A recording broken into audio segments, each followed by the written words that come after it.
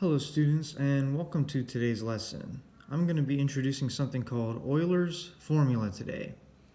And I'm also going to be introducing a word called polyhedron. So it says here, a polyhedron is formed by four or more polygons that intersect only at their edges. And I actually have some examples of polyhedrons. You may have seen this in my classroom before, the Rubik's Cube. As its name implies, it's a cube. And the Rubik's Cube has 1, 2, 3, and then a side here, 4, 5, and then the bottom, 6. It has 6 faces, okay? And if you remember last week's lesson, we have vertices, 1, 2, 3, 4 vertices, 5, 6, 7, 8 in the back, 8 vertices. And then it has edges too. It has 1, 2, 3, 4, 5, 6, 7, 8 in the back, 9, 10, and then 11 and 12 along the bottom and the back. 12 edges. This is a polyhedron, and I mean, so someone made these for me too. This is a rectangular prism. It's a polyhedron too. This here is a triangular prism. All these three-dimensional shapes that have flat surfaces, they're all polyhedrons. This is another cube, actually. So I want to show some physical examples of the polyhedrons. But anyways, let's talk about Euler's formula. And Euler, it's spelled like E-U-L-E-R, pronounced like Euler, like someone who oils. I'm not sure. Euler's formula: for any polyhedron with V vertices, E edges, and F faces, so that these are numbers, like V number of vertices, E number of edges, F number of faces. For any polyhedron, this formula, V minus E plus F, will always equal 2. So you might say to yourself, well, that's nice to think about, but how do you prove that? Well, let's see some examples. Imagine I had this pyramid here, okay? And what you want to do is, when you're verifying Euler's formula, is you want to be counting things carefully, okay?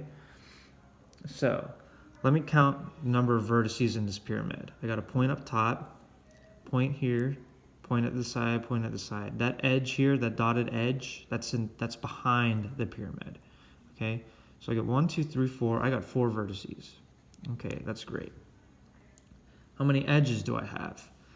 Well, let's see, I have one edge here, one edge here, one edge here. Those are like for the sides of my pyramid. And now how about the bottom?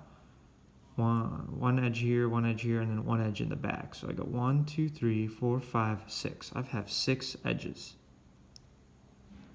All right, that's all fine and well. Now how many faces do I have? Well, I have the face here in front, the face here in front, the face in the back, and then also the face of the bottom, like the base. There's 4 there. So I got 4 faces. All right, so let's count them up. Well, 4 minus 6.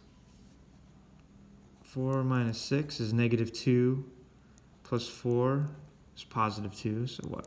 I can prove that. Negative 2 plus 4. Negative 2 plus 4 is 2. That is Euler's formula. V minus E plus F equals 2. All right, let's do one more. This example's a little bit more involved.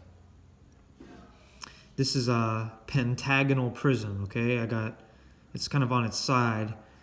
It's got a pentagon here, a pentagon behind, and then 5 rectangles for sides, okay? So the idea is, well, let's count my vertices. It turns out I have 5 vertices up front, okay? Count them, 1, 2, 3, 4, 5. I'm also going to have 5 in the back. 1, 2, 3, 4, 5. So that's 10 total vertices.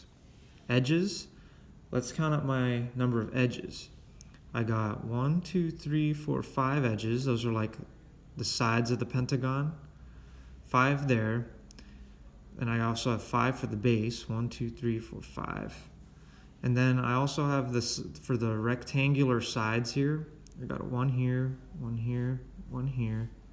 1 in the back there, 1 down there. So 5 plus 5 plus 5, that's 15. Okay, now I have to count my number of faces. Well, I have a pentagon top, I have a pentagon bottom. There's 2 faces, and I have 5 rectangles. 1, 2, 3 in the back, 4 in the back, and 5 on the bottom. So 5 plus 2 is 7. 10 minus 15 plus 7 for my Euler's formula. Well, 10 minus 5 is negative 5 plus 7. Negative 5 plus 7, positive 2, once more. So I just verified Euler's formula a second time. So your homework, your Google Classroom assignment will be, I'll give you a prism of some kind or some sort of polyhedron. I want you to tell me the number of vertices, the number of edges, the number of faces, and then show to me that Euler's formula is true for that polyhedron.